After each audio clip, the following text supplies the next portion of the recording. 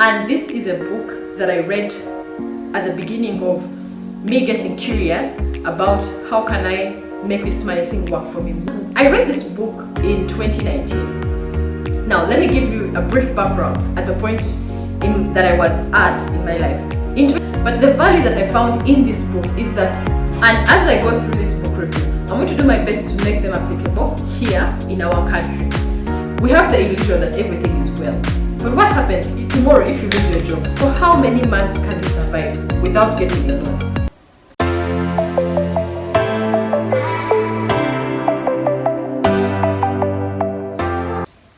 Hi, I'm Gabriela, and this is the Personal Finance and Coffee Podcast. And on this channel, we talk about personal finance and money. How can we use the money that we work so hard for to attain the goals that we have, so that we don't feel like 5 years later, 10 years later, I made the money, but I still feel like I didn't get what I wanted. I haven't accomplished the goals that I wanted. This is what we talk about on this channel. Where do you invest your money? How do you manage it? How do you organize it so that you can attain value from it today, but also attain the goals that you have? If this is content that you find interesting, that you find valuable, please like this episode, please subscribe so that you don't miss upcoming episode. Let's get into today's episode. Today we're going to talk about the Total Money Makeover. This is a book review, and this book was written by Dave Ramsey. And I read this book in 2019. Now let me give you a brief background at the point that I was at in my life. In 2019, I was newly married, and I think I'd been married for about 2 years at that point. I had 2 children, and I did not have a job at the time. I was still I was trying to get a job. We had debt. We were anyway, in 2019, it was not a good place to be financially. So out of frustration, I had questions in my mind. And you know how you're like, but how is everybody doing it? Is it just me who is frustrated? So I went for this book. When I was reading this book, it gives 7 baby steps. Here's 7 baby steps to work on, like an action plan of step 1, step 2, step 3, step 4, up to 7. And there are people who don't agree with his concept of how he says live without debt. But the value that I found in this book is that it gets you going. It gets you out of the hard place and gives you the general principles of how to get started. When you feel like, okay, I'm now breathing, my head is above water, then you can pick other concepts. So let me start by walking through what the 7 baby steps are, and then we're going to go through them one by one. So the first step is save up $1,000 in cash. And the second baby step is to pay down your debt. The third step is to build up a 3 to 6 months of expenses emergency fund. And then the fourth is to start investing for retirement. And then the 5th baby step is to save up for college for your children. And then the 6th is to pay off your home early. And the 7th baby step is to build wealth. Those are the baby steps that he talks about in this book. And as I go through this book review, I'm going to do my best to make them applicable here in our country. Now, before he gets into the baby steps, he talks about the concept of everybody needs an aha moment. What is an aha moment? It is that point when you feel like something must change. Sometimes we can be in denial. You're in denial of the position that you're in financially, and sometimes you also have an illusion of, no, all is well, I don't have problems, I have my act together. Especially when we have jobs, when we are employed and the income is coming in, we have the illusion that everything is well. But what happens tomorrow if you lose your job? For how many months can you survive without getting a loan? Like, how long can you survive without that income coming in? This is when you realize that your life can drastically change between today and tomorrow. Like, you can just blink and you're like, what just happened? So this awareness, this starting point of either you're so broke and you're like, no, I'm done doing things the way I've been doing them, I need to change. Until you go to that point, you may keep in the same cycle. So having that aha moment is what will give you the motivation to keep going through the steps. The next thing he talks about is that it is important to live like no one else today so that you can live like no one else tomorrow. What he means is that when you decide to live like no one else today, it means that there are things you're going to say no to. If there are social events that you say, this is not in my budget, other people will be going, for you won't be going. But you will decide that today I will not be able to go because I'm either paying off my debts or I'm saving up for investments. But later I will be able to live like no one else, because later perhaps you'll be able to now afford the trips, and perhaps others don't have investments that have grown that much. That is what he talks about as well, to keep that in mind, that in the short term, as you try to figure this thing out, it will be hard. It will be hard, and everyone will feel like, what is the point? You only live once. So he talks about that as well. So let's get into the baby steps. His first baby step is to save up $1,000 of an emergency fund. What I would say here is that pick an amount that makes sense for you.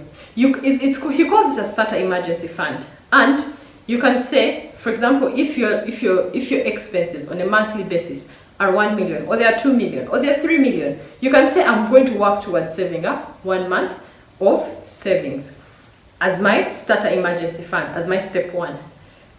Now, this process of saving up the money should be done as a priority, of like as fast as you possibly can. The reason is this: even though you have debts, you might say, but Gabby, why should I get 3 million and have it there as my emergency fund, and yet I have someone demanding me? It does not make sense. In the book, he explains that this emergency fund is the one that will protect you from getting back into debt. It's the one that will give you momentum, like the brakes, or the shock absorbers when you're driving. This emergency fund is your shock absorber. You will be there, and your child has gone to the hospital and you have a medical bill. It can be demotivating because you're already paying down debt, and now you have to borrow more money to cover this emergency.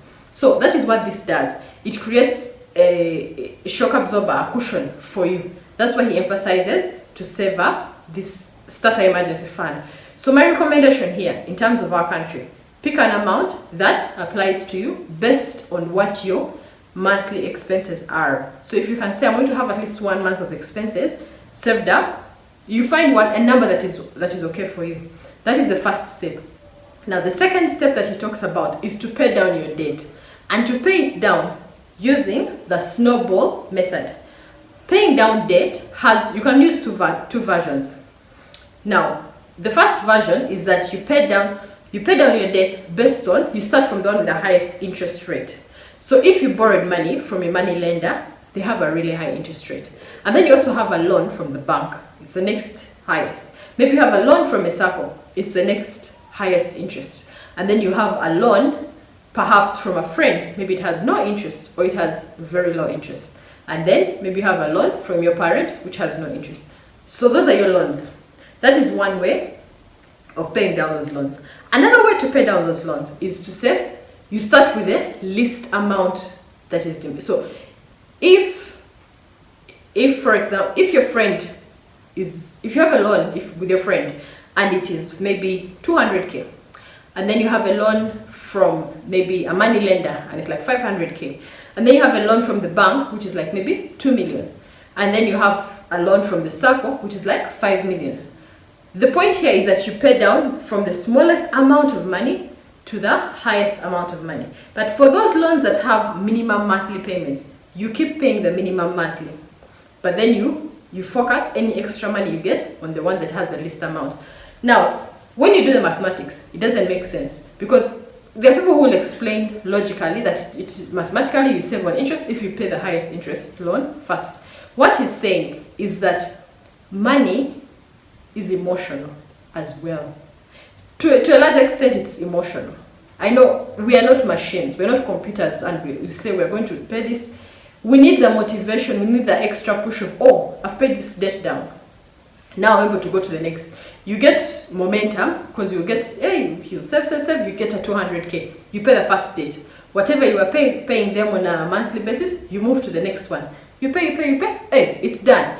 You keep going, you keep reducing, and that is where you gather momentum. That is where you get encouragement. So you work towards your loans and then you clear them. That's the second step. Pay down your debts. You get to a point where you have no debts. If you have a mortgage, for example, this is not part of the debts that he talks about, because a mortgage is like huge. So this is not something he talks about. For the mortgage, you simply maintain your monthly amounts. with a mortgage. It's not part of the debts here that he talks about. Once you have paid your debts, now the third step is to save up a 3 to 6 months emergency fund. This is a large amount of money. If your monthly expenses are 1 million or 2 million, you do that times 3 or 6 months. Why are you doing this? This emergency fund, this large chunk of money, is so that in the event that you lose your job and you're in the process of finding another job, you can survive as a household, you can survive as a family for 3 months or for 6 months as you try to find another job. This is one of the benefits of having such a large sum of money. And when you're looking at this sum of money, the temptation sometimes is like, but I can start a business with this money, you know? And you will put it there and the money will go. There will be money for investment, but this money serves the purpose of creating that level of security. In the event that you have a family emergency, for example, in your household, and there's a large hospital bill, this can also bail you out. You get. Step number 4 is to start saving for retirement. Retirement, here we have NSSF. And NSSF is usually make a contribution through your employer and your employer tops up for you. But there's also personal contribution, not necessarily from your employer. That is why you can also save for retirement. There are other ways to save for retirement, like pension schemes, depending on where you're employed. But his next step, step number 4, is to save up for retirement. Set an amount of money. Now, once you have paid all your debt, it means that the money that you were paying the debt is now freed up. So you can decide that I am going to start setting aside 200k every month to work towards retirement. Because it is a fact we are going to grow old, and when we do, we will probably not have the job or the income that we are working for. So we need money that will come in more passively. And we will have more medical bills and more hospital bills at that point. So his next step is to start saving towards retirement. Now, step number 4, 5, 6, and 7 go hand in hand. You don't do one step. Now, these ones go together. It's the first 3 that you work one at a time. The next step is step number 5. In step number 5, he talks about saving up for college for your children. Of course, abroad it's different. Abroad, you find like maybe they have public schools where they don't pay school fees if they're not in private, so they're now saving up for like university. So this is where you save up for college. Now this one, I have some reservations when it comes to this, because for us, we're already paying school fees. But if you have the financial capacity to save up for university, this is when you do it. You can say, maybe I'm going to set aside, in addition to already paying school fees, if you're in position to save, get 100k and say every month I will put it there for the next 10 years. By the time my child is at university school fees is not a problem for me. I'll just pay for them. That is how this step works. Like I said, this comes at a point where your income can sustain it, which is not realistic for everybody. There are those it will work for and there are those that it will not. So this is a step that, I just have a few reservations, because abroad they have that advantage of not having to pay for like the starter level of education before university. But that's the next step. Now, after that, we have step number 6, which is pay off your mortgage early. So this also comes in if you have a mortgage. Because here, not so many people have mortgages in comparison to our general population. Because the requirements to get a mortgage can be quite high. You need to have a lump sum of money to start the construction process or to put down as a payment, and then you borrow another amount of money to top up. For example, if a house is 200 million, you need to have, for example, 50 million or to make a deposit on the house to pay. And then the bank will give you 150 million that they will clear and you own your home. And then it will get that 150 million and make a payment plan for the next maybe 10-15 years, and they will tell you every month now you have to pay this much. Now, because that money is a lot, the monthly payments are quite high. You find that every month maybe you're paying 1 million or 1.5 depending on the amount of money. Now, not many people have that kind of income to make such a payment, and that is why here we usually build slowly. You start your house, when you get more money, when you get business, you get some money, you build some more. So you find that people who are in their houses have built them over time and they do not have mortgages. So step number 6 is also another step that I look at and I'm like, is it applicable to a number of us. So this is where you're like, if it works for you, just do so. If it doesn't, it's okay. Now the final step that he has is to invest your money and give your money, like to have it grow. So this is a step where if there are charities you've always wanted to give to, if there are people you've always wanted to support, this is when you're generous. If there are places you want to invest money, invest there and have it grow, because now you're literally free and clear. No loan, no mortgage, just chilling and enjoyment. That's the point at step 7. But like I said, this, for me, the places that I found value in this book are the first 3 steps. And when he was explaining, he said that because you're now ready to change your financial situation, it will not happen like that. It will take little steps. In the same way that you did not reach a bad financial place very fast, it happened with time. Likewise, you will need to follow the steps over time to work towards getting better at your finances. Now, this book has an audio, like there's a free audio version on YouTube, like an audio of the whole book where he reads it. I will leave a link in the description below.